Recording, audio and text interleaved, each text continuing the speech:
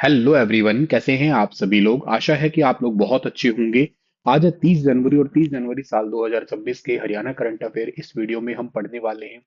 आइए प्यारे बच्चों, आज के वैल्यूबल सेशन की करते हैं शुरुआत। और आप लोगों से मैंने पिछले सेशन में मैं एक सवाल पूछा था कि हरियाणा संवाद पत्रिका किस विभाग से संबंधित है। तो हरियाणा संवाद पत्रिका संबंधित है हरियाणा सूचना एवं लोक संपर्क विभाग, यानी कि थर्ड वाला ऑप्शन इस सवाल का बिल्कुल ठीक था। तो ऑप्शन सी इसका सही था हमारे पास में। तो चलिए आगे बढ़ते हैं। और अगर आप लोग तैयारी कर रहे हैं हरियाणा एचपीएससी एससीएस की, तो इसके लिए आपके पास में आधारशिला बैच है, आप इस बैच से एक्सेस कर सकते हैं।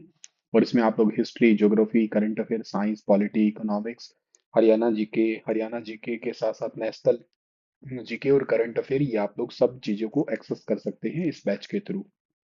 प्यारे बच्चों, अगर आप लोग सीईटी मेंस की तैयारी कर रहे हैं तो स्टार आईक्यू एप्लीकेशन पे जाइएगा और द्रोणाचार्य नाम का बैच है, आप ये ले सकते हैं। और हरियाणा पुलिस के लिए सुपर सिलेक्शन बैच है, आप इस बैच को एक्सेस कर सकते हैं। हरियाणा सरकार ने प्रदेश के कितने खेल मैदानों और स्टेडियम के सुधार के लिए 114 करोड़ रुपए का बजट स्वीकृत किया है। तो टोटल 114 करोड़ रुपए का बजट स्वीकृत किया है, टोटल 44 खेल मैदानों के लिए, यानी कि ऑप्शन नंबर थर्ड वाला बिल्कुल ठीक रहेगा। बजट का आवंटन हरियाणा सरकार ने प्रदेश के 44 खेल मैदान और स्टेडियम के सुधार के लिए किया है। खेल राज्य मंत्री हरियाणा में जो है गौरव गौतम है, याद रखना आप लोग। और प्रशासनिक निर्देश दिए गए हैं स्टेडियम के रखरखाव और उनकी उपयोगिता सुनिश्चित करने के लिए। इसके अलावा भ्रष्टाचार के विरुद्ध सरकार ने जीरो टॉलरेंस पॉलिसी है, उस पे काम कर रही है फिलहाल के लिए। सोनीपत रेलवे ट्रैक पर हाइड्रोजन ट्रेन इंजन का ट्रायल किस स्थान पर किया जा रहा है। तो फिलहाल के लिए सोनीपत रेलवे ट्रैक पे हाइड्रोजन ट्रेन का जो किया जा रहा है वो है, गांव का नाम है बम्बेवा। ठीक है, तो ये पॉइंट भी आप लोगों को यहाँ से याद कर लेना है डियर। और बम्बेवा गांव जो है ना, ये सोनीपत के अंदर ही पड़ता है। आपका ट्रायल का स्थान है, हाइड्रोजन ट्रेन के इंजन का ट्रायल हरियाणा के सोनीपत रेलवे ट्रैक बम्बेवा स्टेशन पे स्टार्ट किया जा रहा है। ये ट्रेन डीजल और पेट्रोल की तुलना में पूरी तरीके से प्रदूषण रहित रहेगी, जिसमें कार्बन उत्सर्जन शून्य रहेगा। इको फ्रेंडली परिवहन व्यवस्था विकसित करना है इसका मेन टारगेट। प्रशिक्षण के मानक क्या है ट्रायल के दौरान, मेन तो पॉइंट ये होता है कि स्पीड कंट्रोल कैसे कर सकते हैं, ब्रेकिंग सिस्टम कैसे हैं, सिक्योरिटी के जितने भी रेगुलेशंस है वो सही तरीके से काम हो रहे हैं कि नहीं हो रहे हैं। सुरक्षा व्यवस्था यह है कि हाइड्रोजन इंजन को सुरक्षित रूप से ट्रायल साइट पर पहुंचाने के लिए डीजल इंजन से जोड़ के ले जाया गया है वहां पे।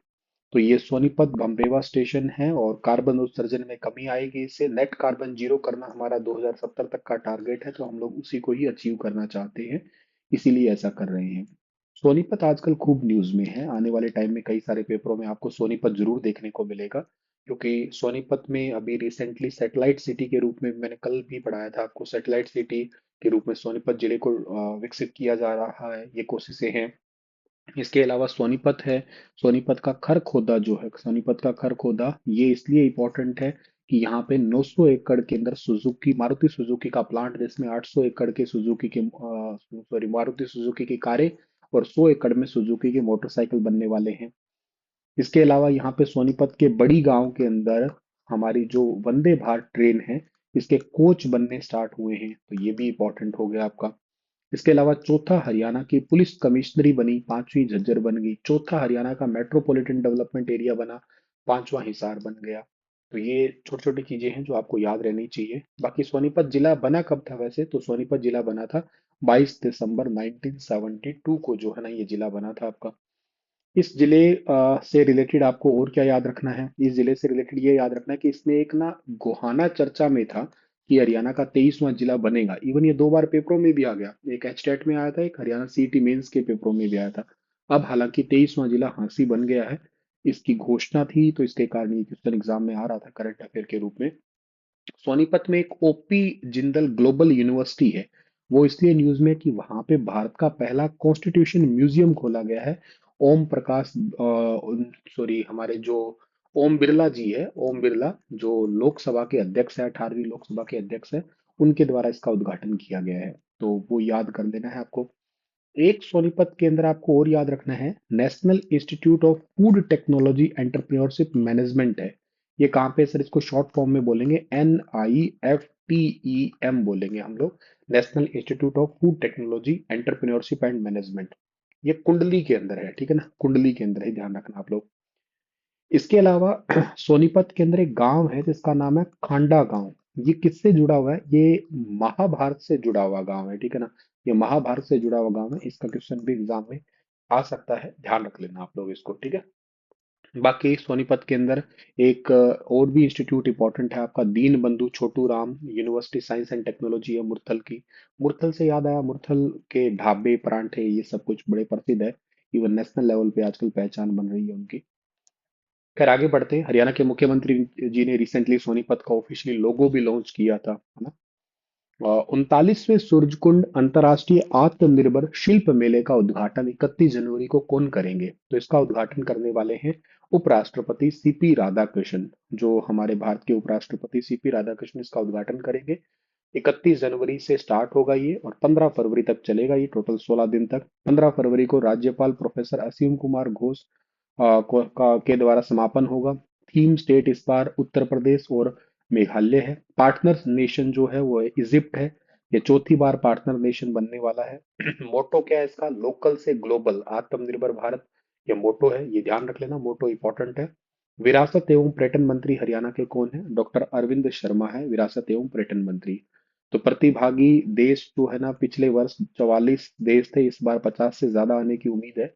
प्रतिभागी कलाकार पिछली बार जो है ना 635 थे, इस बार 800 के आसपास आने की उम्मीद है। 1200 से ज्यादा स्टॉल लगनी है, 127 से ज्यादा नई हट बनी है इस बार। हरियाणा राज्य प्रवर्तन bureau, Haryana state enforcement bureau का गठन कब किया गया था? इसका गठन हुआ था 26 जून 2022 को हुआ था। अभी एक्चुअली ये न्यूज में इसलिए है क्योंकि पुलिस आधुनिकीकरण के जांच के तहत अधिकारियों को टैब देने का प्रस्ताव किया गया है। जितने भी अधिकारी हैं उन सबको इस डिपार्टमेंट में टैब दी जाएगी, इसलिए न्यूज में है। और डायल 112 के वर्तमान ADGP additional director general of police को ना हरदीप सिंह दून है। हरियाणा के प्रवर्तन ब्यूरो के कितने थाने संचालित है? हरियाणा में 22 थाने संचालित है अभी। एक तो नया जिला बना है, वो बात अलग है, वो तो, पर टोटल 22 है संचालित अभी। और इसका गठन हुआ था 26 जून 2022 को इसका गठन हुआ था।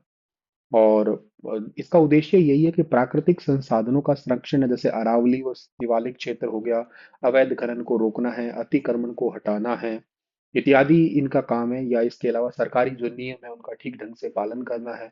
अब इसका डिजिटलीकरण करने के बारे में आदेश हुए हैं। जांच अधिकारी जितने भी हैं, इन्वेस्टिगेशन ऑफिसर्स हैं, उनको जब सबको ही टैब दिए जाएंगे। सभी थानों में कंप्यूटर उपलब्ध करवाए जाएंगे। नवदीप सिंह विर्क है, ये अतिरिक्त पुलिस महानिदेशक हैं, एडीजीपी हैं, ये भी याद रख लेना आप लोग। और इसमें जो डायल 112 के कौन है, वो है हरदीप सिंह दून है। लेफ्टिनेंट कमांडर देवदत्त शर्मा ने गिनीज वर्ल्ड रिकॉर्ड के लिए लगातार कितने दिनों तक प्रतिदिन हाफ मैराथन 21 किलोमीटर दौड़ पूरी की है? तो इनका टोटल 602 दिन तक ऐसा इन्होंने किया है। लेफ्टिनेंट जो कमांडर है देवदत्त शर्मा, ये हरियाणा के हांसी के गांव खरबला के रहने वाले हैं। और भारतीय नौसेना इंडियन नेवी में लेफ्टिनेंट कमांडर है। वर्ल्ड रिकॉर्ड गिनीज बुक में इन्होंने 2 बार Guinness book of world record में अपना नाम दर्ज करवाया है। एक पहला रिकॉर्ड इनका कि 82 दिनों में लगातार पूर्ण मैराथन 42.2 किलोमीटर दौड़े। दूसरा 18 मार्च 2024 से 9 नवंबर 2025 तक लगातार 602 दिन तक प्रतिदिन हाफ मैराथन 21 किलोमीटर दौड़ा इन्होंने। कुल 602 दिनों में लगभग 13,000 किलोमीटर की दूरी तय की इन्होंने। ईरान के एक व्यक्ति का रिकॉर्ड जो कि 555 दिन का था, इन्होंने वो तोड़ दिया। इसी करके इनका नाम Guinness book of world record में नाम दर्ज हुआ है। आजादी का अमृत महोत्सव इन्होंने हरियाणा के हर जिले में 1500 किलोमीटर की दौड़ दौड़ पूरी की है। और स्कूल और कॉलेज में जाके भी युवाओं को बेसिकली जागृत किया है इन्होंने। चंडीगढ़ के राज्य वन्य जीव बोर्ड SBWL ने किस तितली को आधिकारिक रूप से केंद्र शासित प्रदेश की राज्य तितली घोषित किया है? तो चंडीगढ़ की राज्य तितली घोषित किया है अभी हाल ही में, इसका नाम है स्ट्राइप्ड टाइगर। ठीक है ना, स्ट्राइप्ड टाइगर। ये तितली आप लोगों ने नॉर्मल देखी होगी बहुत ज्यादा। तो ये स्ट्राइप्ड टाइगर है, अभी इसको चंडीगढ़ की राज्य तितली घोषित किया है। चंडीगढ़ के राज्य वन्य जीव बोर्ड ने आधिकारिक रूप से जो है ना स्ट्राइप्ड टाइगर को राज्य तितली घोषित किया है। ऑनलाइन सार्वजनिक मतदान के जरिए हुआ था। स्ट्राइप्ड टाइगर को 54% वोट मिले थे। इसने ब्लू टाइगर, प्लेन टाइगर, इसके अलावा जेजबेल, इनको सबको पीछे छोड़ के और सबसे ज्यादा वोटिंग इसी को ही मिले थे, इसी करके मेनली सुखना वन्य जीव अभयारण्य और सेक्टर 26 तितली पार्क में ये खूब बहुत सारी तितलियां देखने को मिलती है। दिखावट इसमें इसके पंख चमकीले हैं, भूरे नारंगी रंग के होते हैं जिन पर काली धारियां बनी हुई है। बाघ जैसी आकृति सी है इसकी लगभग। शिकारियों के लिए जो है ना बेस्वाद होती है, जो कि अमेरिकी मोनार्क तितली के समान विशेषता है। इसके अलावा वन्य जीव संरक्षण अधिनियम 1972 की अनुसूची 1 के अंतर्गत संरक्षित भी है। उच्चतम स्तर की सुरक्षा प्राप्त है इसको। आधुनिक पहल है कि स्थानीय प्रशासन ने वन्य जीवों के प्रति जागरूकता बढ़ाने के लिए एक नए वन्य जीव शिक्षण केंद्र की स्थापना के भी निर्देश दिए हैं। तो आपको पता होना चाहिए इसके बारे में, स्ट्राइप्ड टाइगर के बारे में। नेक्स्ट हमारे पास में कबड्डी चैंपियन लीग केसीएल का पहला ट्रॉफी टूर हरियाणा के किस स्थान पे स्टार्ट हुआ है? तो ये हरियाणा के रिंडाना के अंदर स्टार्ट हुआ है। डी वाला ऑप्शन सही रहेगा इसका। 16 जनवरी 2026 को हरियाणा के अंदर सोनीपत डिस्ट्रिक्ट के अंदर रिंडाना में स्टार्ट हुआ है।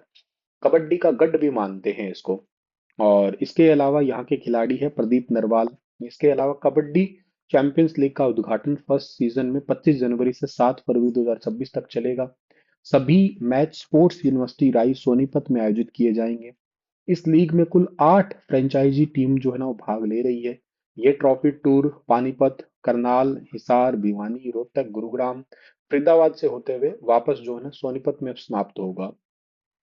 जल संरक्षित हरियाणा परियोजना के लिए विश्व बैंक ने कितनी राशि को मंजूर किया है? तो टोटल 5700 करोड़ रुपए मंजूर किए हैं हरियाणा के लिए। इसका उद्देश्य यही है कि जल आत्मनिर्भर सेल्फ रेजिलियंस बनाना और पुरानी नहरों का पुनरुद्धार करना। लगभग 678 नहरों का रिसेंट मैंने पढ़ाया भी था आपको। 2026 से 2032 तक के बीच में ऐसा करना है, वर्ल्ड बैंक का ये टारगेट है। वर्ल्ड बैंक के टोटल 115 नहरों के लिए 2325 करोड़ रुपए आवंटित किए हैं। राज्य सरकार 284 नहरों के लिए 2230 करोड़ और नाबार्ड ने 279 नहरों के लिए 2880 करोड़ रुपए। तो चलिए इसी के साथ ये सेशन समाप्त होता है। आपके लिए सवाल है कि हरियाणा में कौन सी गैर धार्मिक मूर्तियां मिली है? कौन सी गैर धार्मिक मूर्तियां मिली है? शराब की धुत में स्त्री, फूल तोड़ती कामिनी, नाचती हुई नर्तकी, ऑल ऑफ दीज। बताइए इस सवाल का ठीक आंसर क्या रहेगा?